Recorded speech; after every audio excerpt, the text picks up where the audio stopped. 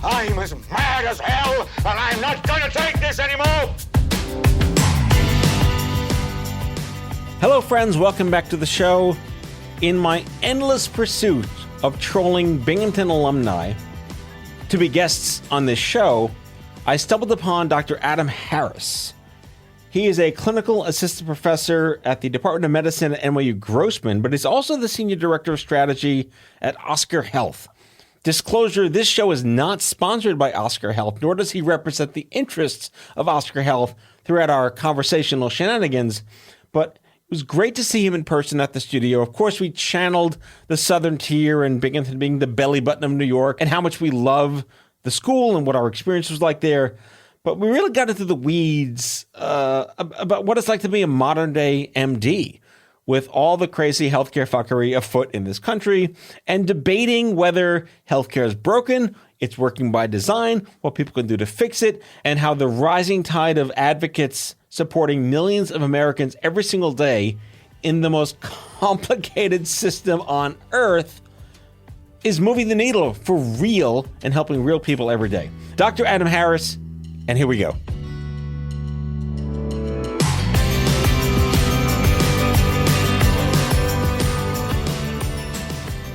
All right, just say your name for volume. Adam Harris. All right, pull it up a little bit. This? Vertically. How like this? A little lower. Mm-hmm. Still good?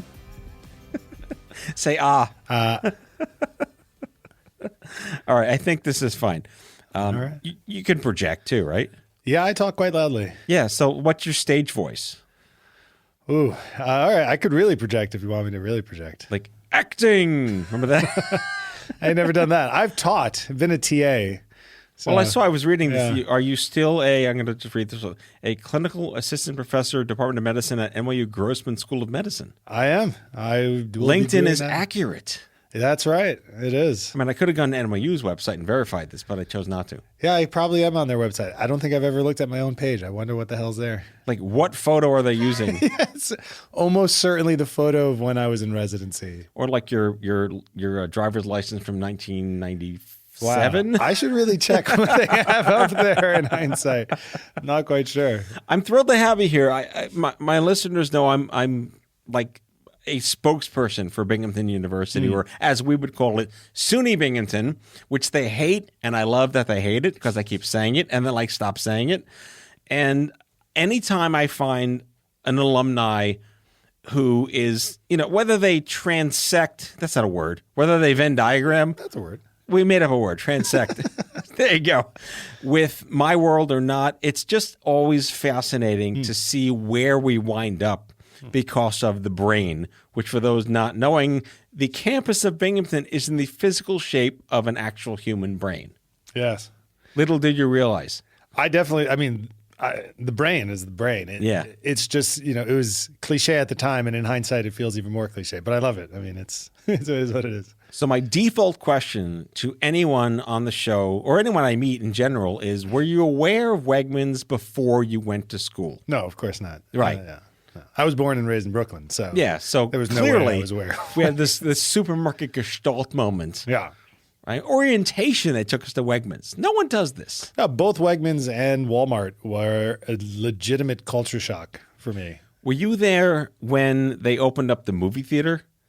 No, I think that was already open by the time I got there. Yeah, because I think it opened in like 93. Oh, yeah. No, I got there in 2004. Okay, so it was probably, you were well done. Yeah. Yeah, so you're welcome that I was part of the the post-IBM uncollapse of Vestal City. That's so funny. That was like the history. Everyone would talk about how it was like an IBM town. It was. Yeah. And honestly, the school was the reason that everything got revitalized. It was fantastic. Yeah. Yeah, you could tell. I mean, it was parts of the town at the time I was there were pretty decrepit. I wonder how it looks today. I assume the school has grown, but I don't know. Well, I was up there last year, and you can't recognize the school. It's a good thing to have. New buildings, all these endowments, everything's great. The only thing that's still there, which is like, it looks like, was it the administration building looks like, I don't know, like the Munsters, the house. It's just really this ugly thing that's still there. I can't, you have a better memory than me from 93 than I do in 2004. I don't remember how the administrative building looks. I'm just proud of the school. Yeah. It's still a great school. Yeah, they call it, what do people call it? Like the Harvard of the Sunnis or something like that? Or like the Ivy of the belly button of New York. Something like that. It has some... Wait, why'd you go there? I went there sort of out of default, frankly, because I'm from a family of 4 kids, and all 3 of my siblings went there. And so I had essentially 0 aspirations as a high school student. I basically just wanted to get by. I didn't try very hard. Wait, and now people's lives are in your hands? Yeah, that changed pretty dramatically. Let's get to that. No, go on. Yeah, no. When I was a kid, I was a pretty bad kid. I had a lot of behavior problems. When I was in junior high, I got suspended pretty frequently. High school, I kind of calmed down, but I was still pretty much a degenerate. I tried to avoid doing work as much as I could.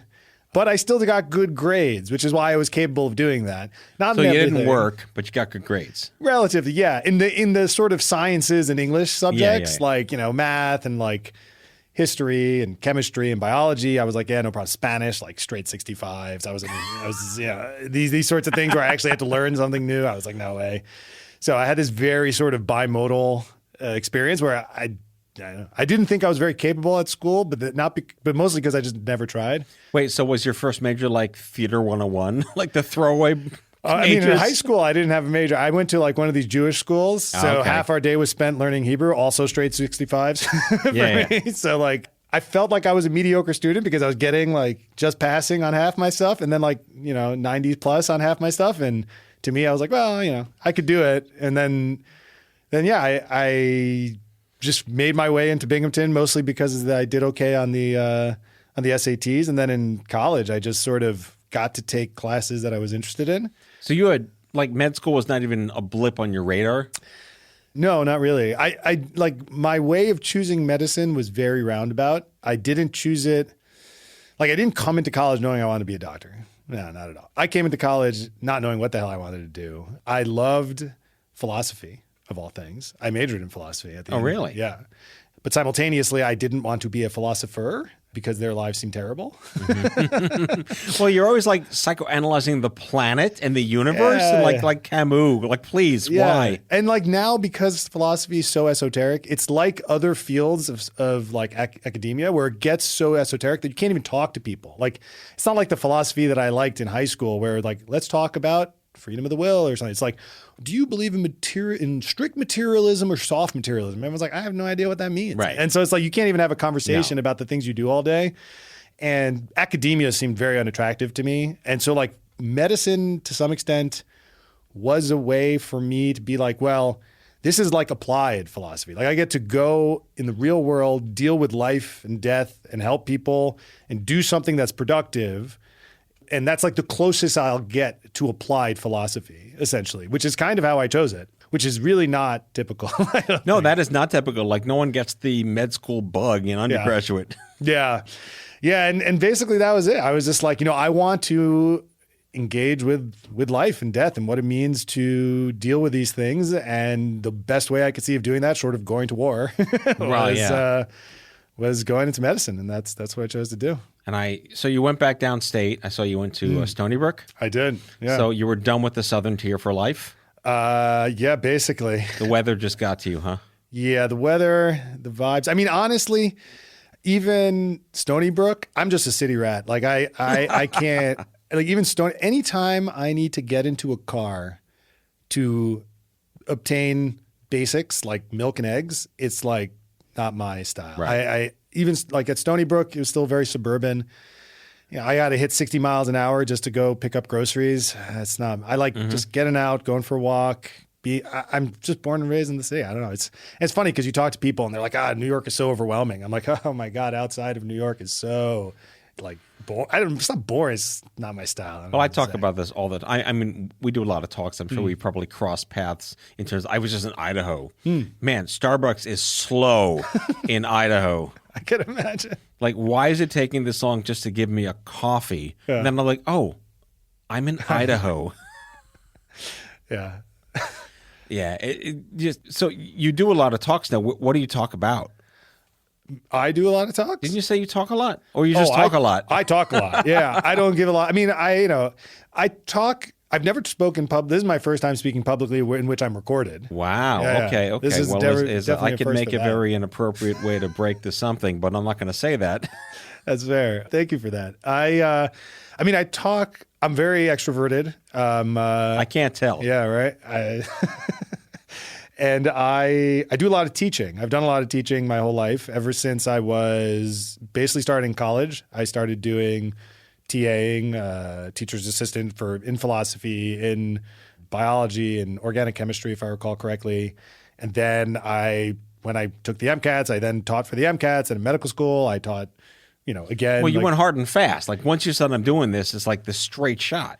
Pretty much. I mean, I took a year off in the middle and did research at Mount Sinai in their interventional cardiology department. But basically, I went straight through until I had a quarter life crisis in the middle of my residency, where I decided not to do clinical full time for the rest of my life. So You want to talk about that? Sure. I mean, I only heard like midlife crisis, but I guess if you live to 60, quarter life is, I don't know, like that's an odd math I don't right know, there. I'm betting on 100, so that is 25. I try to be optimistic. I'm going to be 50 next year, and I would love to have a midlife crisis right now Exactly. instead of at 35. Just will it into existence. Yes, exactly. So what happened? So I was really gung-ho cardiology. So I did cardiology research prior to starting medical school at Mount Sinai. I really loved the folks I worked with. I love the clinical sort of way of thinking for cardiology. It's like plumbing. It's very concrete, and I really enjoyed that. And then there's kind of two pieces. There's one piece that's strictly clinical in nature, which made me decide like I didn't want to be subspecialized. And then there's another piece that was more system in nature, which is why I ended up going the way I did. So the first, I guess, from the clinical perspective, I came to learn that. So I was very interested in something called cardiac electrophysiology, which Wait, lots of syllables. Yeah. Slow down there, Tex. Yeah, so that's the type of heart doctor that focuses on the electricity that goes across the heart, right? When people have arrhythmias and things like that. Super cool stuff, very tech heavy, very like cognitive in nature. And then, I went and shadowed them for a while, and it felt, no disrespect. I love that people do this stuff. They should do it. Just very, very, in a way, it's not so repetitive, but like everyone has a bread and butter like surgery that they do. And it's like, how many times can you burn like atrial fibrillation, which is like a 4 to 6 hour procedure. Is that where they snake the thing up your femoral artery? And Yeah, those guys go up the vein. The guys who put in the stents go up the artery. Right. But my dad had that a few times. Yeah, the stents. The stents Yeah. are super common. Yeah. This sort of stuff, the ablations where they burn. So that's like when they go into an artery and they open it up. This is where they go up and they burn different pieces of the heart. They could do a lot of different procedures, but this particular one I'm talking about to prevent, because your heart, basically electricity can come from any cell in your heart. It's not like the regular cells of your body. Right. It could discharge electricity from anywhere, and oftentimes that'll lead to an arrhythmia. One of those arrhythmias is called atrial fibrillation. So the procedure, it's very, very common. I forget the numbers, but a significant proportion of Americans over 65 have atrial fibrillation, and under certain contexts, they get it ablated. They literally go up there and say, screw this thing, and they burn it out. It's amazing. It's like a 4 to 6 hour procedure. And I'm like, wow, I can't do this all the time. And so then I was like, okay, maybe I'll just be a cardiologist. And then I did a bunch of shadowing, and I'll never forget, there was one cardiologist who I respect greatly, super smart guy. I love the way he thought about the body. And a patient got mistriaged to his clinic.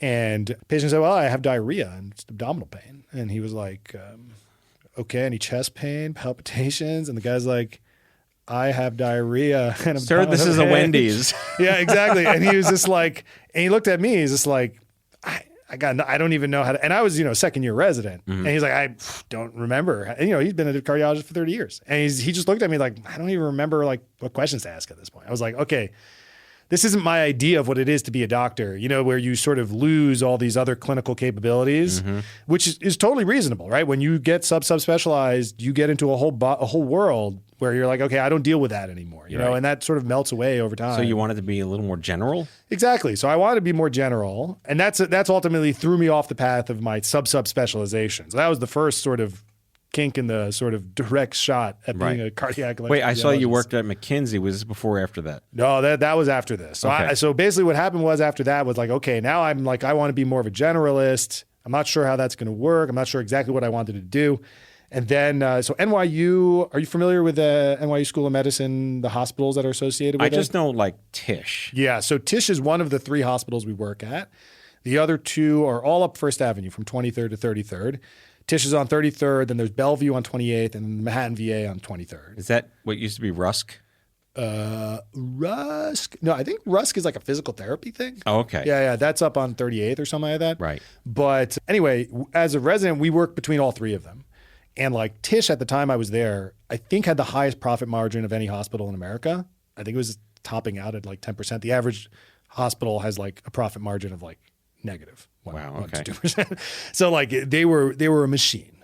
I assume they remain a machine. I'm not familiar with their current state. Bellevue is a city hospital, a lot of free care to homeless, Isn't it like undocumented the most immigrants. visited, busiest hospital in the city? It's great. I love Bellevue. That's where I work today. That's like my like my heart and soul. I'm at Bellevue. And then Manhattan VA is like the NHS. Like everyone's employed by the government. Yeah. And like I would walk 5 minutes north or south, and despite having the same clinical opinions between my ears, I would practice completely differently because the incentive structures are different, the capabilities are different, and that kind of is what was made me think, put 2 and 2 together of like, okay, I don't want to be a subspecialized clinician, and what I do want is have the most impact.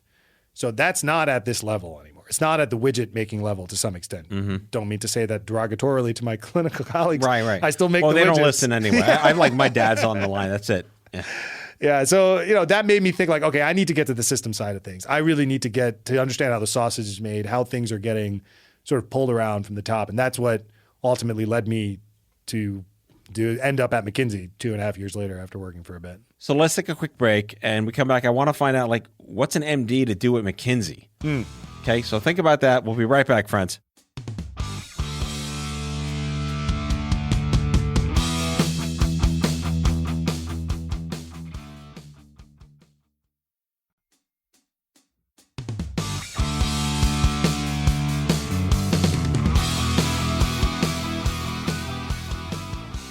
So what's an MD to do at McKinsey? What the hell is that going on there? Yeah, it was quite a culture shock. That was very, very different. And the truth of the matter is that, so the top line answer to some extent is that McKinsey is just looking for minds. They like when you come in with different experiences because they could train you on the business stuff. You know what I mean? And there's sort of what they call the consultancy toolkit of like how to use Excel and build decks and things like that. Right. But like what they call, now they have all this jargon that I end up getting embedded in my brain. I'll take my jargon button out. Go ahead. So then they have what's called the intrinsics. Just what are your capabilities? Like what's your horsepower? What are you able to sort of problems you're able to solve? And that's really what they care about. So when I went there in the beginning, after I got my legs under me, I did work on things that was relevant. I was a doctor, but probably for the first 6 months, they just threw me in random stuff like, large IT transformation at some private equity portfolio company that was burning whatever it was, $1 million a day. And it was like, okay, I'm a doctor. What do I do? Yeah. I couldn't sum a column in Excel. But you learn really quick. They throw you in, at least they threw me in at the deep end. I don't know about everyone's experience at McKinsey. It's a huge firm. So a lot of people have different experiences, but threw me in at the deep end. It was like, figure it out. I had to study at night about like, just take classes on basics of accounting, basics of like Microsoft Office. So like how to use That's Excel. like college civics shit though. Yeah, but I didn't know that stuff. I didn't know what EBITDA was. I didn't know what the difference between that and just profits were. I didn't know what SG&A. Total addressable market, the TAMs. What was TAM? I never heard that term. So, there was a steep learning curve, but that part is the plateau comes much lower than anything like the clinical world, right? Right. There's such an insane body of information. So did this further reinforce your midlife crisis or kind of reverse it a bit or give you a different direction?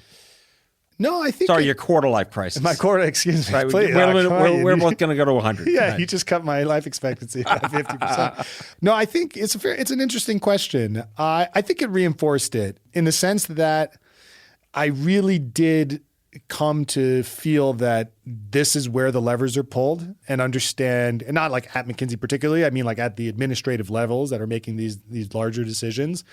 And it also made me realize, or made me appreciate, that there's a lot of value to being a doctor who has that lens. And that's why I keep doing medicine, because in my mind, similar to that cardiologist that didn't continue to do general medicine, if I just went into business and didn't continue to do medicine, I don't really have that feel anymore. You know what I mean? And so that you need the humanity. Exactly. Hippocrates matters. Exactly. Yeah. And like touching grass, as the kids say nowadays. You know what I mean? Like putting your hands on patients, understanding what it means to deliver care and like what that feels like and looks like, and bringing that back to the decision making that's happening.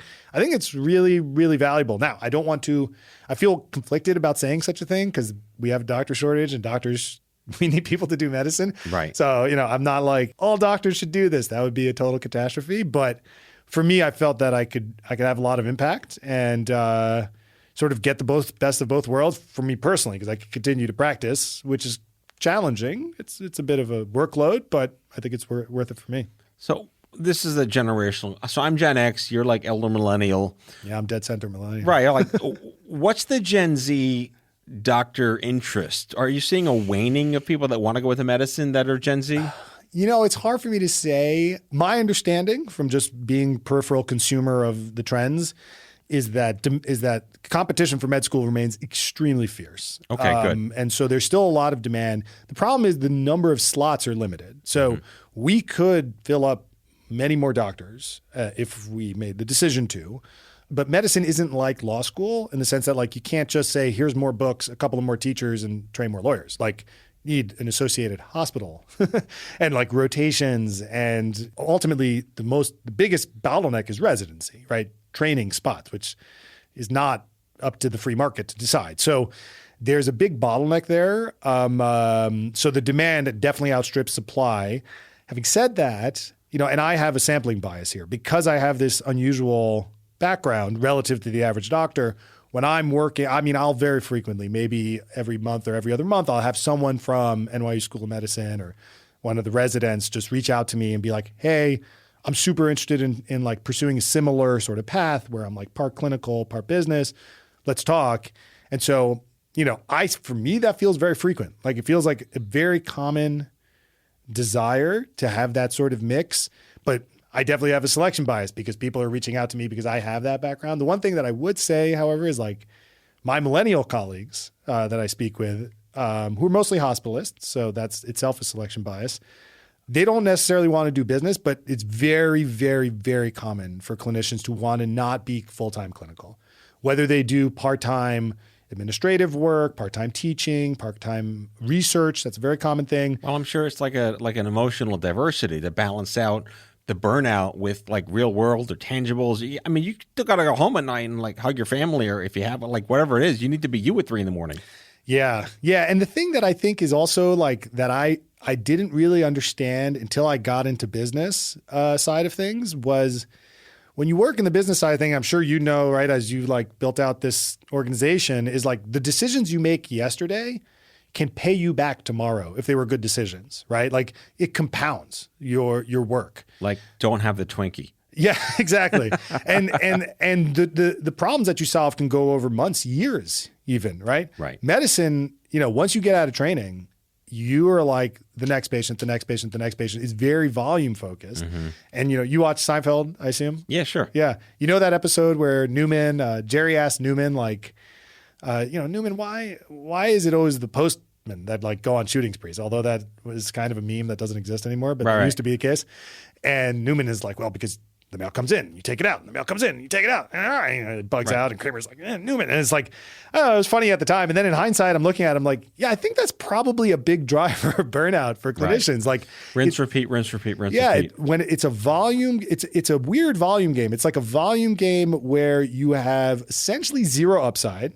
The upside is you help a person, right, but it's not like you're going to get paid more, advance in your career or anything like that if you really do a great clinical job. No one even knows. But isn't the volume job now a little more strict and mandated than it ever was before? You don't get to spend the time with a person you'd like to? Yeah, I mean, it's not really a mandated thing. It's the incentive structures that exist. Yeah, you don't. Yeah, I mean, depending on the type of clinician that you are, but the most common clinicians that the average person is seeing is, they don't get to spend a lot of time with their patients is because the incentive structures don't allow it, and that's tough. I think that's a big burnout. And the truth of the matter is each patient has significant downside risk, so that's really stressful, right? You could fuck up, like you could really mess up, and you could hurt somebody, and you do that over and over and over and over again. I don't know. To me, I don't know. When I hear people talking about burnout, and I think it's partially true, is like they talk about the charting and the tech and this stuff, and that is annoying. But I think that the cadence of the work could get really draining. Is there any data? It's maybe a loaded question. But is there any data, as I ask this naively, that would substantiate that this incentive-based volume is a detriment to wellness and outcomes? Not that I'm familiar with. Let's ask McKinsey. Yeah, they might have something. I mean, I think intuitively it just makes tons of sense, right? You don't give people the time and opportunity to think about things. You turn everyone into triage monkeys where it's just like, do you fit the box of what I do? Yes, no. If no, go to somebody else. Right. And for the patient, it's just this crazy fragmentation. No one sits down and just thinks about what's happening to you. The other thing that you could look at is just, top line numbers, right? Like America is doing all this triaging between different specialties, and you're not seeing the top line outcomes very helpful. I have a lot of conflicting opinions about that, but I think that it's not dispositive or anything, but I definitely think it seems to be driving. It's not driving in the right direction, as I can tell. Well, we're going to get into insurance fuckery because you're at Oscar. By the way, this show not sponsored by Oscar. This is just an honest conversation here. Yeah. Full disclosure on that note. I don't speak on behalf of Oscar. No. We're not doing that. But insurance fuckery is something everyone can nod their head about. Yeah. And I see this phrase a lot, and I've always been sort of contrapuntal to it. It's not controversial, but I don't believe healthcare in America is broken. Okay. I believe it is working by design. I see. And it is the responsibility, like anything else in government you don't like, to fuck back as voters, as citizens, and as activists. But it's harder than ever to know how to do that. Yeah. Yeah. I mean, I agree with that. I think that there's a compounding problem, which is I don't think it's very clear what to do. Right. I think there are good examples outside the United States that I think go better. Not quite single. I'm not like a huge proponent of single payer. Single payer probably net is better than the crazy sort of Frankenstein of a system that we have today, but probably optimal is something more similar to like Germany. Israel also has a similar thing. Australia has a decent system. Yeah, Australia as well, where it's like privately run, highly regulated, but universal in nature, right? So you maintain these incentive structures. Or you can get the Amex Platinum. Yes, if exactly. You want. And you At can least buy you get supplemental. The card. Yeah. Exactly. So everyone wants universal care. So we don't accomplish that. So that's a major failing, right? But then the question is the costs at which you do it. And this is a very, very tough question that I think, so definitely there's a tremendous amount of waste in the American healthcare system. Oh, really? Go on. Yeah. I think it's $0.25 on the dollar is assumed wasted. It's probably higher than that. But there's other pieces of it that are harder to disentangle. Like, for example, we just are wealthier. And so you just see a strong correlation between wealthier countries spending more on services, including healthcare, right? I don't defend the system, but I articulate it this way. Nothing can help 330 million people a day every day. Nothing can help 330. There are 330 million people that need healthcare every day in this country. Sure. Yes. Like I'm just making for argument's sake. Yeah. Name me anything on earth that can serve that many people every single day. Yeah. Yeah. No, I agree. And at the end, that was going to be the second point. Is like, how do you disentangle what I maybe callously call the substrate, right? Like the people, like there's like, if you took the American population with an obesity rate of 30, 35+%, and then exposed the Japanese healthcare system to that, which has an obesity rate of like sub 3% or something like that, how much would that system cost? Well, we don't know, right? Like, so to say that the Japanese spend so much less than we do, it's not an apples to apples comparison, really. So you have to correct for the rate of disease, which is, I haven't seen a study that's done it personally. Maybe it exists, but it seems very challenging to do that. So to me, as you said, I actually like that because at the end, what takes care of 330 million people a day is themselves making decisions every day and having a culture of walking more. Well, if they eating have more choices that that's they can fair. make. I was talking to a friend of fair mine earlier, I mean, as of this recording, like earlier today, that if you compare certain off-the-shelf products in the supermarket in any other country, it would be banned if the American version was there. Yeah. And only in America can we have a more toxic version of potato chips than, and even something as simple as like, I think pathogen-free meat is mandatory in Europe versus there is no pathogen-free mandate of anything poultry or meat or fish in this country. Sounds dangerous. Yes, I'm not sure what that that's means. just not okay. You It know, reminds me of my favorite little factoid of that was that like there was some mandate or requirement. I forget if it was a New York State government. I guess it was maybe New York State. I don't remember which government it was that was like in schools they have to serve a vegetable a day, and so they ended up getting tomato sauce. Well, Dan Quayle said ketchup was a vegetable. Remember that? Something along those lines, where it's like, I think technically tomatoes are a fruit, and they are a fruit. Well, they're kind of both. Irony.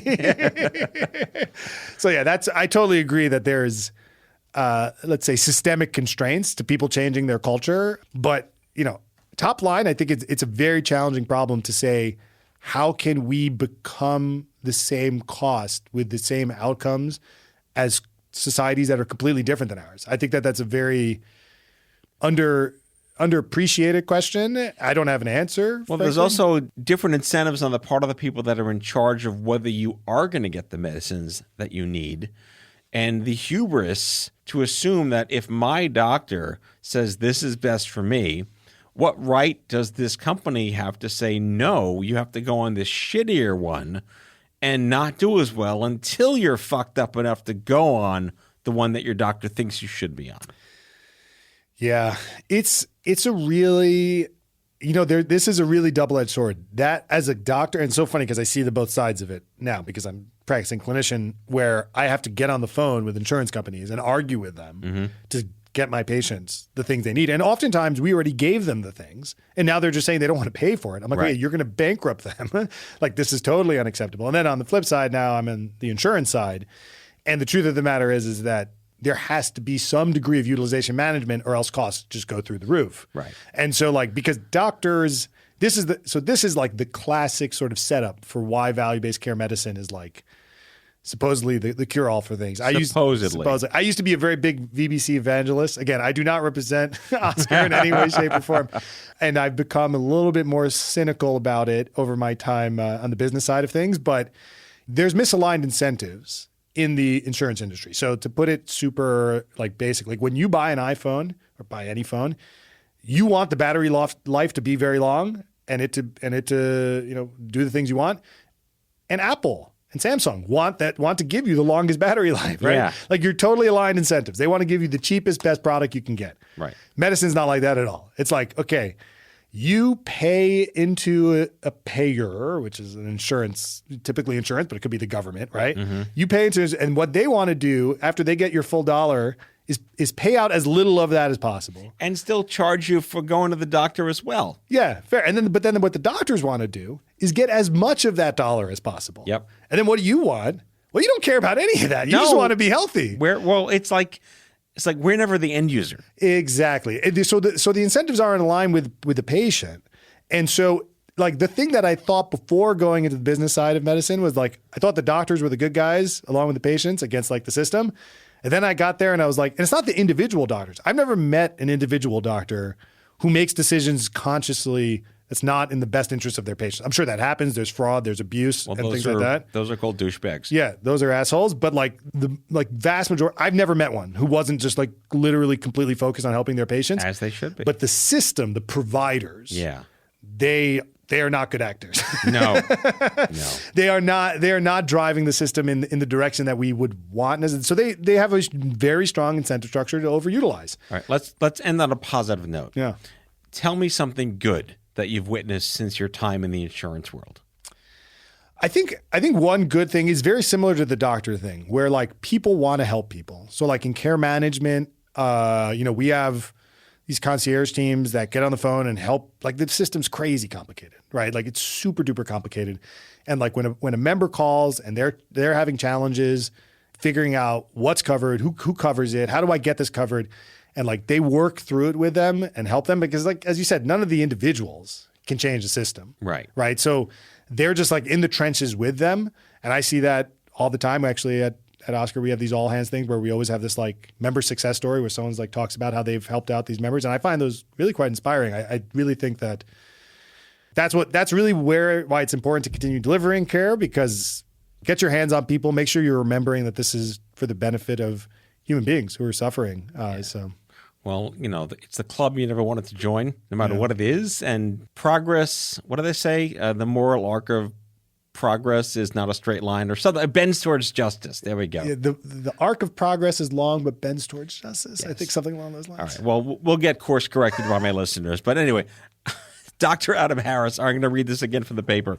Clinical Assistant Professor, Department of Medicine at NYU Grossman School of Medicine and Senior Director of Strategy and Operations at Oscar Health. And a Binghamton alumni to boot. Yeah, that's right. All right. Go Bearcats. Thank you, my friend. Bearcats. All right. Later, friends. See you next time.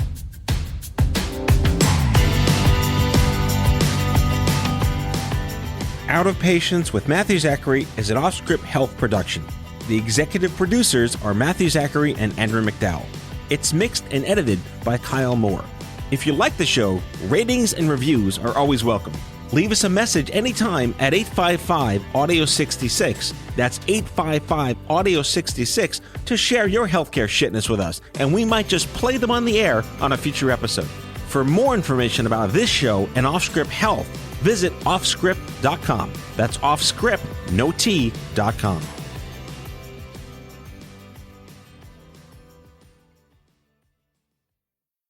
Are you looking for a new job or want a career change? Look no further than Monster.com. Need a little help standing out? Our expert resume writing services will make sure you shine. Want to brush up on your interview skills? Engage with our AI interview prep tool.